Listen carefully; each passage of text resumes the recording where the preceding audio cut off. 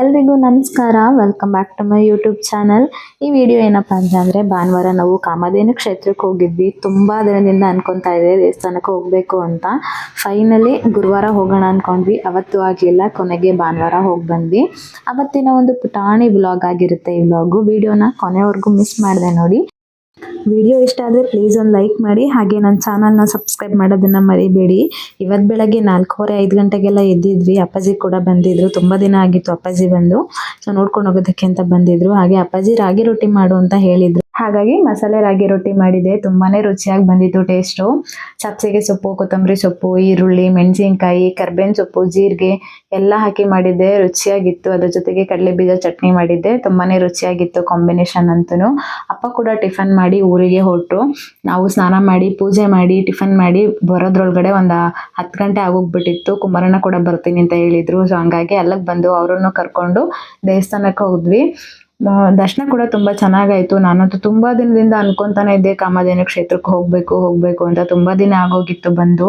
ಯಾಕೋ ಮನ್ಸಿಗೆ ನೆಮ್ಮದಿನೇ ಇರಲಿಲ್ಲ. ಮನೇಲಿ ತುಂಬ ಸಮಸ್ಯೆಗಳಾಗ್ತಾನೆ ಇತ್ತು, ಒಂದರಿಂದ ಒಂದು. ಅದಕ್ಕಿಂತ ಬಿಗ್ ಲಾಸ್ ಅಂತ ಅಂದರೆ ನನಗೆ ನಾನು ನಮ್ಮ ಅವ್ವನ್ನ ಕಳ್ಕೊಂಡಿದ್ದು. ಅವ್ವ ಹೋದ್ಮೇಲಂತೂ ಯಾವುದಕ್ಕೂ ಮನಸ್ಸೇ ಇಲ್ಲ, ಮನ್ಸಿಗೆ ನೆಮ್ಮದಿನೇ ಇಲ್ಲ ಅಂತಲೇ ಹೇಳ್ಬೋದು. ಏನೋ ಕಳ್ಕೊಂಡಿರೋ ಫೀಲು ಯಾವಾಗ್ಲೂ. ಶಶಿ ಅದಕ್ಕೆ ಸ್ವಲ್ಪ ಹೊರಗಡೆ ಹೋಗಿ ಬಂದರೆ ಸರಿಯಾಗುತ್ತೆ, ಎಲ್ಲಾದರೂ ಹೋಗೋಣ ಪ್ಲ್ಯಾನ್ ಮಾಡು ಅಂತ ಹೇಳಿದರು. ನಂಗೆ ಅದಕ್ಕೆ ದೇವಸ್ಥಾನಕ್ಕೆ ಹೋದರೆ ಅಟ್ಲೀಸ್ಟ್ ಮನಸ್ಸಿಗೆ ಸ್ವಲ್ಪ ಮನಃಶಾಂತಿ ಆದರೂ ಸಿಗುತ್ತೆ ಅಂತ ಇಲ್ಲಿಗೆ ಹೋಗೋಣ ಅಂತ ಹೇಳಿ 1 ವಾರದಿಂದ ಹೊರಟು ಫೈನಲಿ ಭಾನುವಾರ ಬಂದ್ವಿ. ದರ್ಶನ ಕೂಡ ತುಂಬ ಚೆನ್ನಾಗೇ ಆಯಿತು. ನಾವು ಬಂದಾಗ ಸುಮಾರು ಜನ ಇದ್ದರು. ತುಂಬ ರಶ್ಶು ಇರಲಿಲ್ಲ, ತುಂಬ ಫ್ರೀನೂ ಇರಲಿಲ್ಲ, ನಾರ್ಮಲ್ ಆಗಿತ್ತು. ದರ್ಶನ ಕೂಡ ತುಂಬ ಚೆನ್ನಾಗಾಯಿತು. ಏನೋ ಗೊತ್ತಿಲ್ಲ, ಇಲ್ಲಿಗೆ ಬಂದರೆ ನನಗೊಂಥರ ಮನ್ಸಿಗೆ ಸಮಾಧಾನ ಅನಿಸುತ್ತೆ. ಹಾಗಾಗಿ ಇಲ್ಲಿಗೆ ಹೋಗೋಣ ಅಂತ ಅಂದ್ಕೊಂಡು ಬಂದ್ವಿ. ದರ್ಶನ ಮುಗಿಸಿ ಅಲ್ಲಿಂದ ಸೀದಾ ಪ್ರಸಾದ ತಿನ್ನೋಣ ಅಂತ ಹೋದ್ವಿ. ಪ್ರಸಾದಕ್ಕೆ ಪೊಂಗಲ್ ಇತ್ತು. ಪೊಂಗಲ್ ತಿಂದು ಹೊಟ್ಟೆ ತುಂಬ ತಿಂದ್ವಿ. ತುಂಬಾ ರುಚಿಯಾಗಿತ್ತು ಪೊಂಗಲ್ ಅಂತೂ.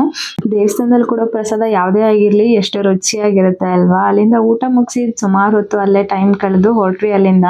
ನನಗೆ ಯಾಕೋ ಗೊತ್ತಿಲ್ಲ, ಮುಸ್ಕಿನ ಜೋಳ ತಿನ್ನಬೇಕು ಅಂತ ಅನ್ನಿಸ್ತು. ಹಾಗೆ ಶಶಿಗೆ ಜೋಳ ಕೊಟ್ಟಿ ಅಂತ ಹೇಳಿದೆ. ನನಗೆ ಬೇಯಿಸಿರೋ ಜೋಳನೇ ಇಷ್ಟ. ಯಾಕಂದರೆ ಹೊರಗಡೆ ಬೇಯಿಸಿರೋ ಜೋಳ ತಿನ್ನೋದಕ್ಕೆ ನಂಗೆ ಸ್ವಲ್ಪ ಭಯ, ಯಾವ ನೀರಲ್ಲಿ ಬೇಯಿಸಿರ್ತಾರೋ ಅಂತ. ಹಂಗಾಗಿ ಸುಟ್ಟಿರೋ ಜೋಳನ ತಗೊಂಡೆ. ಇಲ್ಲೆಲ್ಲ ತರಕಾರಿ ಸೊಪ್ಪು ಎಲ್ಲ ತುಂಬ ಫ್ರೆಶ್ ಆಗಿತ್ತು. ಬಟ್ ನಾನು ಏನೂ ತಗೊಳ್ಳಿಲ್ಲ ಮನೇಲೆಲ್ಲ ತರಕಾರಿ ಇತ್ತು. ಸುಮ್ಮನೆ ತಗೊಂಡು ವೇಸ್ಟ್ ಮಾಡೋದು ಬೇಡ ಅಂತ ಏನೂ ತಗೊಳ್ಳಿಲ್ಲ.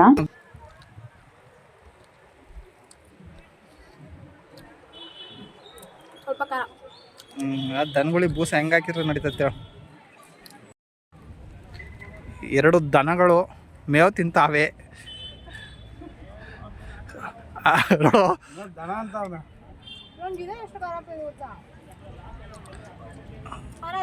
ದನಗಳಿಗೆ ಕಟ್ಬಿಟ್ಟು ಮೇವು ಹಾಕಿದ್ದೀನಿ ಇವಾಗ ತಾನೇ.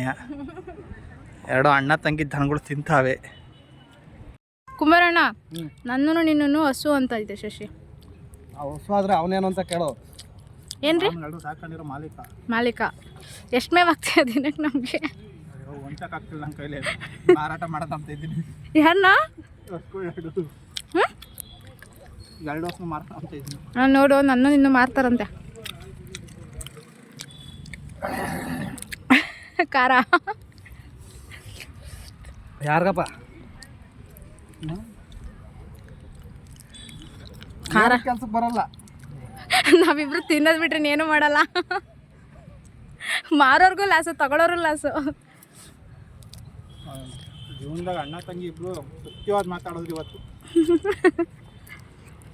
ನಾವು ಸತ್ಯವನ್ನೇ ಹೇಳುತ್ತೇವೆ, ಸತ್ಯವನ್ನು ಬಿಟ್ಟು ಬೇರೆ ಏನೂ ಹೇಳೋದಿಲ್ಲ. ಸತ್ಯಕ್ಕೆ ಎಷ್ಟು ಅನ್ನೆ ಹಾಕೊಂಡಷ್ಟು, ನೀನು ಹಾಕೊಂಡಷ್ಟು. ಖಾರ ಆಗೈತೆ ಆದ್ರೂ ಬಿಡ್ತಾ ಇಲ್ಲ ಅನ್ನೋದನ್ನ. ನೆಗಡಿ ಹೋಗ್ಲಿ ಅಂತ ಮೂಗಿ ಕಾಲ್ಪುಡಿ ಹಾಕೊಂಡಿದ್ರೆ ಬೇಡ.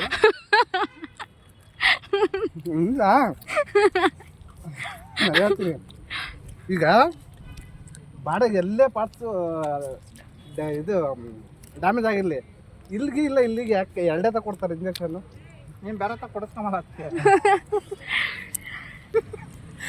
ಯಾಕಣ್ಣ ಇಬ್ರು ಒಂದೇ ಥರ ಗುಡಾಡ ಆಗ್ಬಿಟ್ಟೆ. ಎಷ್ಟು ತಿಂಗಳು ನಿಮಗೆ? ನನಗೆ 9.5 ತುಂಬಿ 10ನೇ ತಿಂಗಳು ಬೀಳ್ತಾಯ್ತು. ಈಗ 9.5 ತುಂಬ ನಿಮಗೆ 11ನೇ ತಿಂಗಳು ನಡೀತಾಯ್ತು. ಎಷ್ಟಣ್ಣ? 3.5. ಯಾವಾಗ? 3 ತಿಂಗಳಿಗೆ ಆಡ್ದಪ್ಪ ಟೆಕ್ಕಿಣಿದೆ. ಮೋಸ್ಟ್ಲಿ ನಿಂಗೆ ಅವಳಿ ಜವಳಿನೇ ಆಗೋದು ಅನ್ಸುತ್ತೆ. 10 ತಿಂಗಳೇ ಹುಟ್ಟುತ್ತೆ ಅಲ್ಲ ಅಣ್ಣ? ತಿರುವಳಿ. ಅಲ್ಲಿಂದ ನಾವು ದಕ್ಷಿಣ ಶಿರಡಿ ಸಾಯಿಬಾಬಾ ದೇವಸ್ಥಾನಕ್ಕೆ ಬಂದ್ವಿ. ಇಲ್ಲೂ ಕೂಡ ದರ್ಶನ ತುಂಬ ಚೆನ್ನಾಗಾಯಿತು. ಸಿಂಪಲ್ ಆಗಿದ್ರು ತುಂಬಾ ಚೆನ್ನಾಗಿ ಕಾಣಿಸ್ತಾ ಇತ್ತು ದೇವಿಗೆ ಅಲಂಕಾರ ಅಂತೂ. ಇಲ್ಲಂತೂ ಹರಕೆ ಸುಮಾರಷ್ಟು ಹರಕೆ ಕಟ್ಕೊತಾರೆ.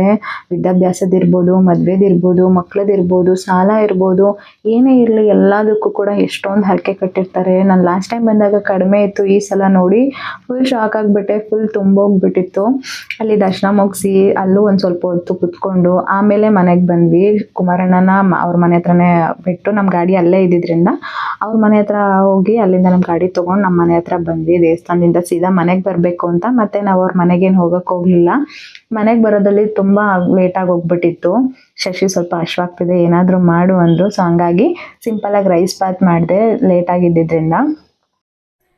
ದೇವಸ್ಥಾನದಿಂದ ನಾವು ಮನೆಗೆ ಬರೋದ್ರೊಳಗಡೆ 2:30ಇಂದ 3 ಗಂಟೆ ಆಗೋಗ್ಬಿಟ್ಟಿತ್ತು. ಕುಮಾರಣ್ಣನ ಅವ್ರ ಮನೆ ಹತ್ರ ಹೋಗಿ ನಮ್ಮ ಗಾಡಿ ತೊಗೊಂಡು ನಾವು ಅಲ್ಲಿಂದ ಬಂದ್ವಿ. ಕುಮಾರಣ್ಣ ಅವ್ರ ಮನೆ ಹತ್ರನೇ ಉಳ್ಕೊಂಡು ದೇವಸ್ಥಾನದಿಂದ ಸೀದಾ ಮನೆಗೆ ಬರಬೇಕು ಅಂತ ನಾವು ಮತ್ತೆ ಅವ್ರ ಮನೆಗೆ ಹೋಗಲಿಲ್ಲ. ಸೀದಾ ನಮ್ಮ ಮನೆಗೆ ಬಂದ್ವಿ. ಬರೋದ್ರಲ್ಲಿ 3 ಗಂಟೆ ಆಗಿತ್ತಲ್ವ, ಹಶ್ವಾಗ್ಬಿಟ್ಟಿತ್ತು. ಬೆಳಗ್ಗೆ ಕೂಡ ಬೇಗ ಟಿಫನ್ ಮಾಡಿದ್ವಲ್ವ. ಸೊ ದೇವಸ್ಥಾನದಲ್ಲಿ ಪ್ರಸಾದ ತಿಂದಿದ್ವಿ, ಆದರೂ ಗೊತ್ತಿಲ್ಲ ಹಶ್ವಾಯಿತು ಇಬ್ರಿಗೂ. ಶಶಿ ಅದಕ್ಕೆ ಸ್ವಲ್ಪ ಹಶ್ವಾಗ್ತಿದೆ, ಬೇಗ ಏನಾದರೂ ಮಾಡು ಅಂತ ಅಂದರು. ಸೊ ಅದಕ್ಕೆ ಸ್ವಲ್ಪ ಸಿಂಪಲ್ಲಾಗಿ ರೈಸ್ ಬಾತ್ ಮಾಡಿದ್ದೆ.